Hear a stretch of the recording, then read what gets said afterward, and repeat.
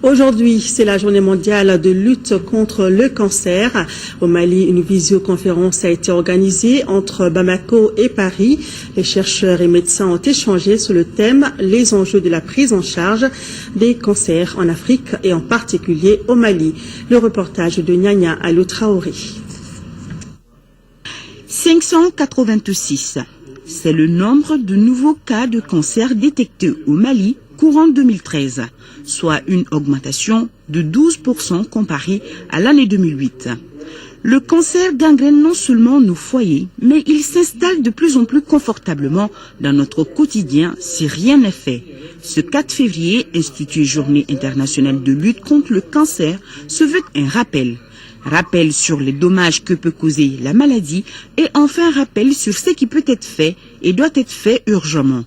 Quand on prend les hémopathies Mali, l'ensemble des cancers du sang, on voit qu'à peu près, nous avons 50 000 nouveaux cas en Afrique subsaharienne. Et malheureusement, parmi ces 50 000 nouveaux cas, à peu près 80% qui décèdent.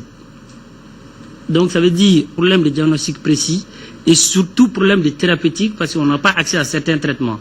Thème principal, les enjeux de la prise en charge des cancers en Afrique et en particulier au Mali.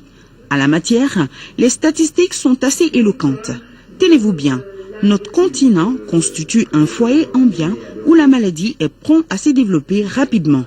Et ce sont les femmes qui payent le plus lourd tribut de ce mal non transmissible. Quant aux hommes, ils sont victimes fréquemment du cancer de la prostate. Pour le cancer chez les femmes, l'école, en faisant la comparaison entre les 10 premières années et les 10 dernières années, nous voyons que ça augmente. Et pour le cancer du sein aussi, c'est pareil, mais pour le cancer du foie, nous constatons une régression, n'est-ce pas, de ce cancer. Nous voyons ici une chute vraiment du nombre de cancers du foie pendant les 10 dernières années.